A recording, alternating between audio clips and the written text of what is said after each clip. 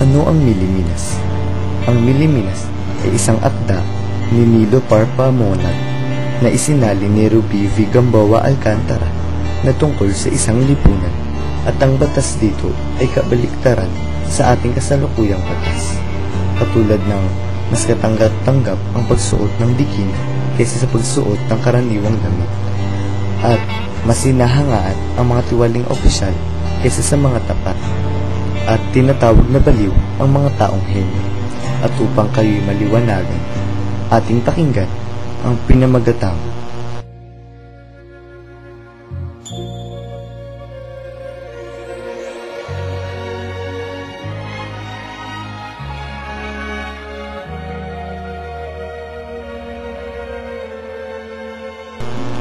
Miliminas, taong 69.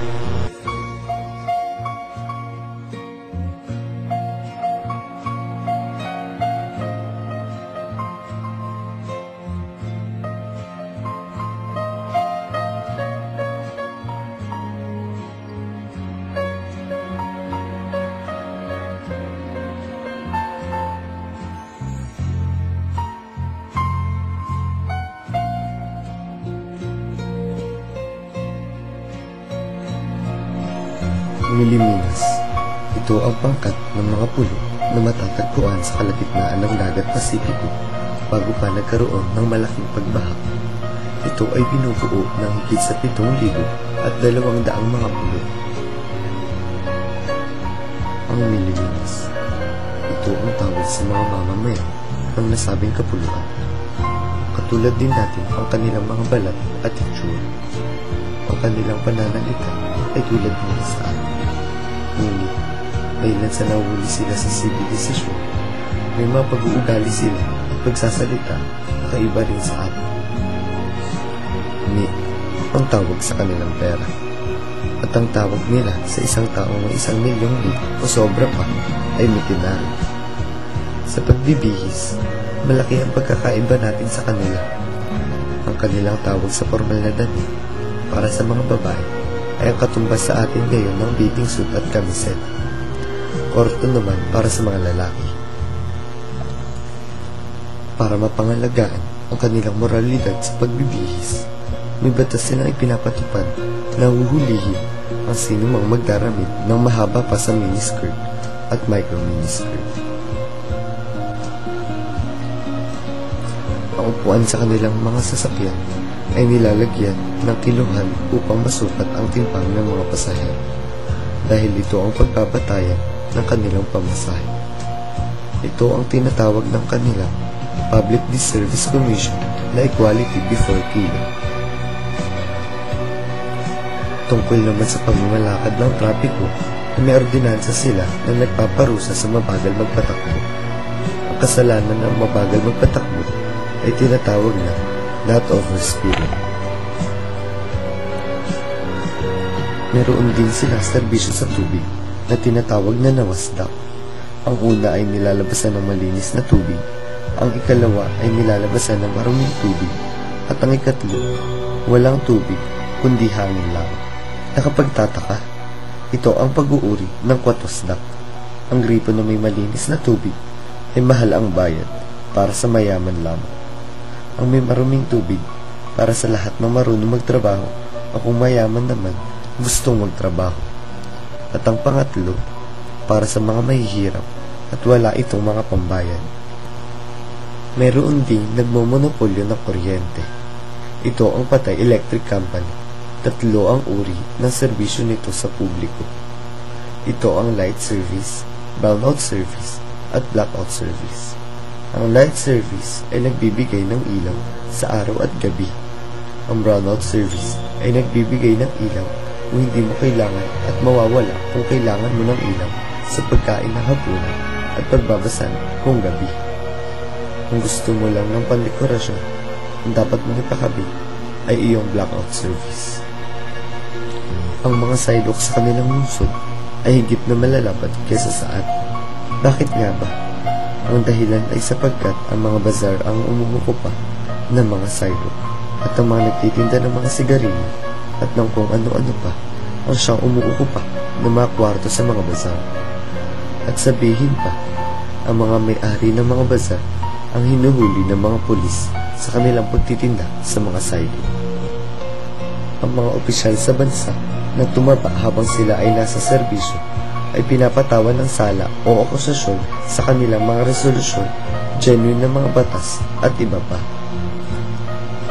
Upang mapagkatiwalaan ang mga mataas na opisyal ng bansa, itinatag ang Anti-Genuine Commission para sa paghuli ng mga nagpaparami ng pag-aari o tumatanggap ng mga lagay na genuine, tulad ng genuine na resolutions, genuine na pera, genuine na batas, at iba pa. Ang pinakamalaking tindahan ay tinatawag na super black market. May pintura itong itim. Dito ipinagbibili ang mga bagay na ngayon ay ipinagbabawal, tulad ng blusil na sigarilyo, apyan, mga bagay na ninakaw, at mga ipinagbibiling peking bagay. Ang mga genuine na bagay ay pinagbibili ng patago at tigkakaunti lamang dahil laging hinuhuli ng mga alagad ng katiwalian ang nagbebenta ng mga ito at kinukumpiska pa ang kanilang mga paninda. Katiwalaan ang tawag nila sa kanilang batas at ang nagpapatupad nito ay tinatawag nilang alagad ng katiwalian. Ang mga baril ng alagad ng katiwalian ay palpig dahil ang nag-aari ng lisensyadong baril ay hinuhuli at pinapatawan ng salang illegal possession of genuine firearm. Sa panahong ito ay uso rin ang kickback na kaunti lang ang pagkakaiba sa ating tinatawag na kickback ngayon. Ang mga buhayan ng bansa ay sinisipa sa likod para sa bawat gatas o milk na tanggaping suhol sa kanyang mga transaksyon. Ang mga buhayan ng bansa ay tumitigil sa pagpapasipa kapag makapal na ang kanilang likod dahil ito ang magiging isang batayan sa pagpili ng isang outstanding buhaya of the year. Dalawang klase ng batas ang ipinalabas ng kanilang batasan na tinatawag na Circus of Miliminas. Ang isang batas ay para sa mga mayayaman at ang isa naman ay para sa mahihirap. Ang mga alagad ng bansa ay maliit lang ang sweldo pero malaki naman ang kanilang maaaring gastusin representasyon. Ang mga mamamayan ng Miliminas ay masyadong relihiyoso. Tatlong paborito nilang santo, ang Mik, ang Buwaya, at si Santasa. Isang taong may sungay at buntot katulad ng tinatawag natin ngayong Satanas. Ang pinakamalaking kasalanan magagawa ay ang hindi pagpatay, hindi pagtataksil sa asawa, at hindi pagkaangkin ng yaman ng iba, kundi ang pagkaawa sa may hirap at ang hindi pagbibigay ng anumang hingin sa kanila ng mga buhaya ng bansa. Ang mga malaking transaksyon ng pamahalaan ay pinagkakasunduan sa ilalim ng puno at tinatawag nila itong shady transactions. Ang iba naman ay binubuo sa ilalim ng mga mesa ng upang opisyal ng pamahalaan. Dahil dito, ang mga mesa ay matataas para hindi mauntog ang mga ulo ng mga opisyal kapag sumusuot sila sa ilalim na ito. Ang mga use de pass natin ngayon ay tinatawag nila na use de paupas. Para nakakatawa, no? Pero, yan ang katotohanan. At isa pang nakakataka, ang ginagwardyahan nila ay ang mga walang kasalanan. Bakit ganun ang pamamalakad ng hustisya rito? Yan ang batas. At ang balak ay mapili ng use de paupas kung sino-sino sa mga mamamayan ang palaaway at iskandaloso at sino ang mababait. Pagkatapos ng lista at bumaba na ang hatol, binilanggo ang mga walang sala upang ihiwalay sa mga raming nakalalayang masasamang tao. Sabihan pa, malalaki ang bilangguan dito at kumpleto sa mga kasangkapan kaysa sa labas. Ang lahat ng bilanggo ay tinatawag na VIP, Very Important Prisoner. Kung tungkol sa sistema ng pagpili ng mga opisyal, ibang-iba ito sa atin. Simula pa lang sa kampanya, magkakaharap na sa entablado ang magkakalaban sa politika. Nagbabatuan ng puti. Sa atin ngayon, ang mudslinging ay pasaring lamang sa mga talumpati, samantalang sa kanila ay talagang ginagawa. Ang bawat kandidato ay dapat magsinungaling, magmura, mambato ng putik sa kalaban, at mangako ng mga hindi natutupad. Dahil kung hindi niya ito gagawin, ay pawalan ng bisa ang kanyang kandidatura ng Komisyon ng Kalokohan, ang ahensyang namamahala sa eleksyon. Sa araw, namimili rin ang tao ng iboboto kahit ang isinusulat sa balota ay hindi na nila pinag-iisipan.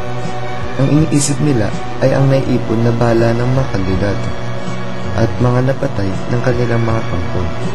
At ang may pinakamaraming pera, ang kanilang ibinoto, ay tinatawag na binoto sa bala at hindi ibinoto sa balota.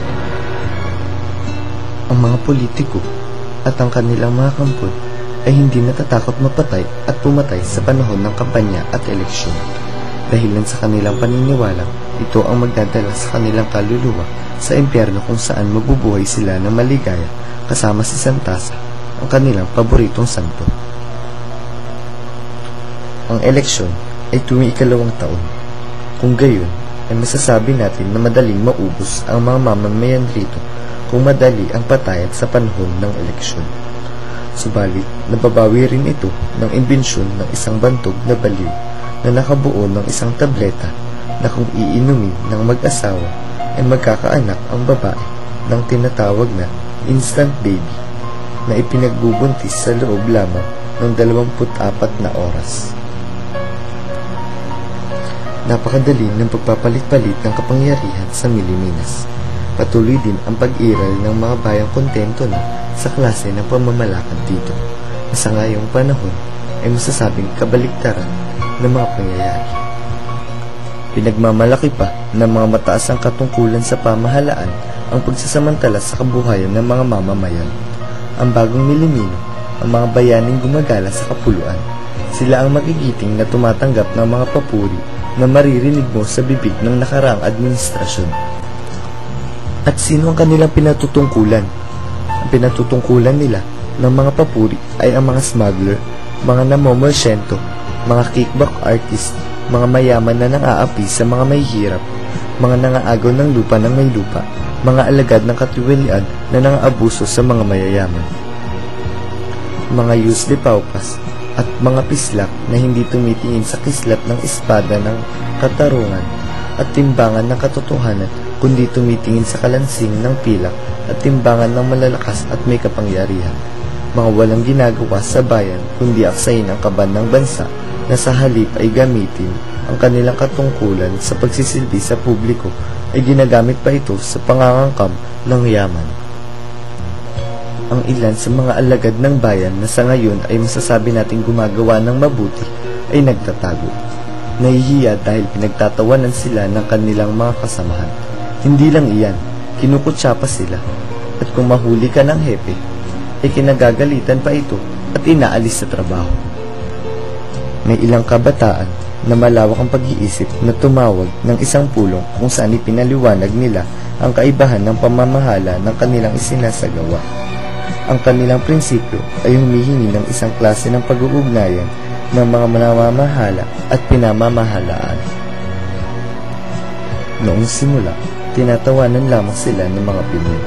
Ngunit nang lumaon ay dumami na ang dumadalo sa kanilang pulong bukod pa sa mga mahirap. Pinagbawal ng pamahalaan ang pagdaraos ng pulong ng grupong ito ng mga kabataan na tinawag nilang dungis ng lipunan. Ang simpatsya ng mga mahirap ay nakuha ng mga kabataan at ang pagbabawal sa kalayaan ng mga ito at nang lumaon ay pagpatay sa ilan sa kanila ang naging dahilan ng pagkagalit ng mga mayaman at ng mga may katungkulan. Sumiklab ang isang revolusyon, lumaganap sa buong kapuluan ng Miliminas. Bilang parusa sa kanila ng kanilang Diyos na si Santasa, dumating ang isang malaking baha. Nagkaroon ng malakas na paglindol hanggang sa pumutok ang isang malaking bulkan sa kailaliman ng dagat sa gitna ng kapuluan na siyang naging isang dahilan ng paglaho ng Miliminas sa sanlibutan.